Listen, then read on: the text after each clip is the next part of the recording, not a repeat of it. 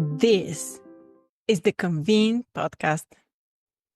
Welcome to another episode of the Convene Talk. Michelle, what have you picked for today?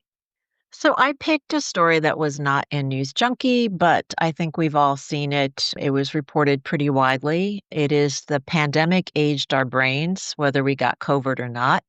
And it was a study that was done in the UK using brain scans from a very large database. And British researchers determined that during the pandemic years of 2021 and 2022, people's brains showed signs of aging, including shrinkage, and the report was published in Nature Communications.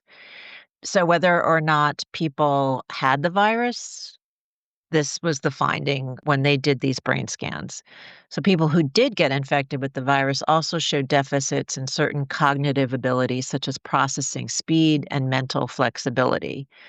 And they think they think the reason why was the social isolation and dealing with the uncertainties and the anxiety surrounding COVID. And, I don't think a lot of us want to go back and remember those days, but especially in the beginning, it was a very anxious time for all of us, wondering how long it was going to last, how we were going to be affected. I think in our industry, it was particularly alarming that it went on for so long and that events could not meet in person. So a lot of us were very concerned about our livelihoods. We saw a lot of people lose their jobs. Destinations were hugely affected. So it's like, it doesn't sound like it's a lot. They found a 5.5 month acceleration in aging associated with the pandemic. 5.5 months doesn't sound like a lot, but if you're finding something generally, it seems like it was an effect that really took a toll on all of us. And I think we talked about this a while ago, is that it would take a while for us to understand all of the after effects of the pandemic. And how does this relate to our industry? Well, I just said, obviously, all of us were impacted by COVID as an industry, but also it just reinforces the need for social connection and how events bring people together and how that has a very real impact, not just on our mental state, but on our physical brains. And I think this was reinforced for me just recently when I did a story and I interviewed the meeting planner for the American College of Lifestyle Medicine, ACLM. And they have these pillars. Lifestyle medicine is built around proven scientific studies of the behaviors that contribute to health. So it has to do with diet, exercise, and one of the pillars is social connection.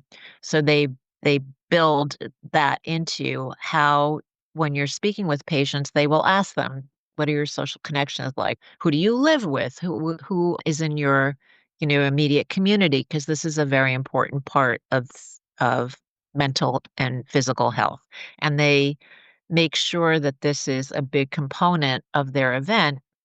They sort of force it in at their event by making sure everyone is under the same venue. So they bring more than 2,000 people to one venue. They look for kind of resorts where there's indoor and outdoor space and where people are going to bump into each other in the elevator, or when they go to breakfast, they're going to see that almost everybody there is at the conference. And so there are just a lot more opportunities for social connection. That's how I kind of related it to our industry. I'm wondering what everybody else on this call thought. Maggie, I'll go with you first. Yeah, thanks. I really like the story as well, and the fact that, as you mentioned in the email that you sent to us, that brain health is shaped not only by illness but by our environment.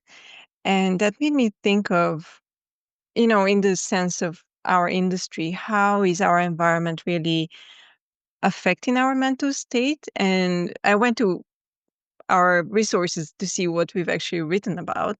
And there's quite a lot of mention. We have covered mental health very extensively, also around the times of COVID. I like there was a story around that time about favorite pastimes during the pandemic, hobbies that the team shared. And it kind of relates to another story that I found that was published last year, if I'm not mistaken. Barbara was quoting Site. It's called An Events Industry Leaders Strategies for Managing Stress. And what I really loved is that it's really up to the individual. That was kind of the big takeaway for me, that for you to stay healthy, it's really up to you to take care of yourself, to be aware of what triggers you, and to speak about those things. So having hobbies was one time to deal with stress during the pandemic, but also having those open relationships in the workplace so that you can address actually those issues, I think is very important.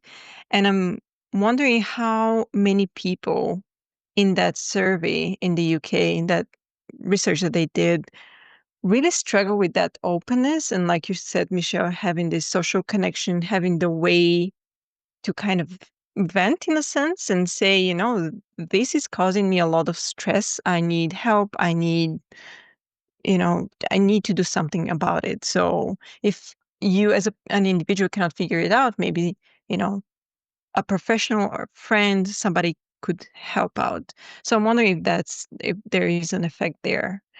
And one of the other things that just relates to the environment, Michelle, last year you wrote about the wildfires and how they affect us, and that there is also linkage to dementia, which was a very interesting study that apparently because of the air pollution that is caused from wildfires, scientists now are finding this link that can cause dementia, which I believe is also it's affecting events, but also we ourselves have been a couple of years ago at EduCon in Montreal, where there were nearby wildfires and we could all smell the smoke in the city. And it was scary in a way. And also now I'm conscious that it was causing us other damage that, we can't feel it in the moment. But yeah, I guess we were affected also physically. So yeah, that I went and grabbed many different things, put them together. That's how my brain works sometimes. Kate?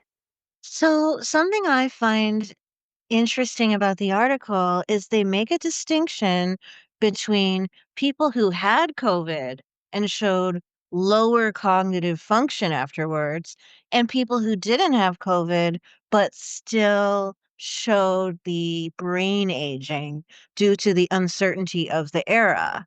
And so I think it's fair to say the isolation and uncertainty caused this regardless, but that meetings and events are one of the few sort of touch points that you could point to as a way for people to, as they say on the internet, touch grass or physically gather and co-regulate with people who understand your struggle.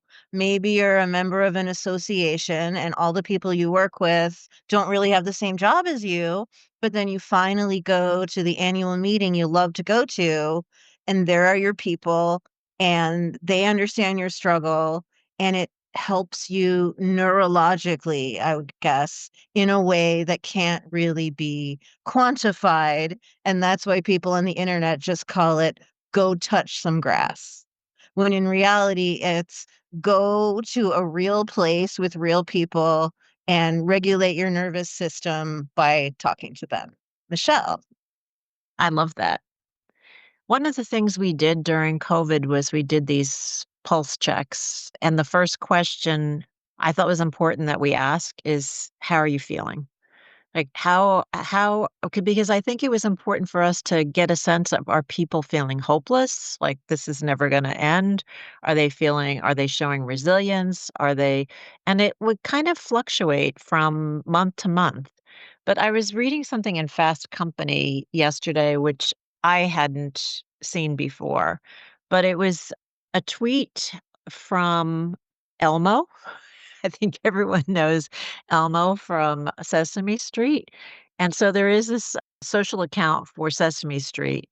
And Christina Vidas, who I guess is somehow she's in charge of the social media accounts for Sesame Street, she posted a 9-word tweet.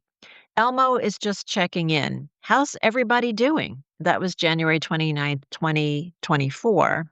And it sort of just like became a viral tweet and people started responding. And they were amazed by how many people like just wanted to talk about their feelings and what they were. And of course, Elmo is just this very neutral tool or character that I think we've all come to love if you've watched Sesame Street at all. And Elmo learned that it's very important to check on your friends and see how they're doing because maybe they're not okay. And sometimes just being a friend can help. And I thought that was just a very sweet kind of conversation that was started online. But I do love Touch Some Grass because I love to go outside now and I do touch the grass. I sometimes just take my shoes off and put my feet in the grass to kind of ground me, especially when you're sitting at your desk all day looking at the screen. Yeah, there are studies that actually say that, like, digging around in the dirt and, like, gardening is, like, super good for your brain health, which I think is, I mean, basically the same thing, right? Like, you gotta work with the tangible to, like, feel human, you know? And, I mean, I feel like gatherings are the best ways to do that. I mean, this isn't quite our industry, but I think it kinda demonstrates the same thing, which is how right now in tourism, people are traveling more for live experiences. Like, I'm this is top of mind for me because I just got back from seeing 2 not 1, but 2 concerts in Las Vegas. Backstreet Boys at the Sphere, if anyone's curious, and Kelly Clarkson. So it was a millennial extravaganza. But I think that's such a good example of people are traveling for an experience and not only to experience, like, the act or whatever it is, but to do it in a way that's shared with other people who are just as passionate and excited about they are. I think I saw something about how Puerto Rico has seen a huge bump in tourism due to, I think, Bad Bunny, his concerts, and of course, we've written at length about the effect that Taylor Swift has had on tourism and, hotel rates and even events being able to losing out on parts of their room blocks. So I think if we look to that, if we look to how popular the live experiences are when it comes to why people are actually getting up and traveling, I mean, that's a huge part of it. It's those shared experiences with other humans that feels, you can't replicate that online. It's an alternative, sure, but it's not the same. Yeah, and now with work being largely remote, a lot of companies are doing the hybrid version, but a lot of people are moving to fully virtual or fully remote, and that is causing some issues which we have to address. Some of us are very well adjusted to that lifestyle, but it's not for everybody, for sure. And definitely also affects mental health. And speaking of back in the COVID era, a lot of people also lost their jobs. So that's an extra stress. But for those that stayed, that for sure, brought some tensions. And SHRM has a research, I think that their latest one is from 2023, that shows generational mental health divide, which was very interesting, and how the different generations are responding to mental health challenges in the workplace. And some data points that I found that they quoted. So they said that more than 1 in 4 Generation Z workers say their job made them feel depressed at least once a week in the last 6 months. And again, that's 2023, compared to 18% of millennials and 14% of Gen Xers and 7% of baby boomers. And 42% and 36% of Generation Z workers and millennial workers, respectively, say their job made them feel overwhelmed once a week in the last 6 months, compared to less than 1 in 4 of baby boomers. So, there's those younger generations are, I guess, more sensitive to how the job affects them. And it could be because we're more digitally native. We've grown up with technology, but we also respond to it differently. I don't know. There is something there.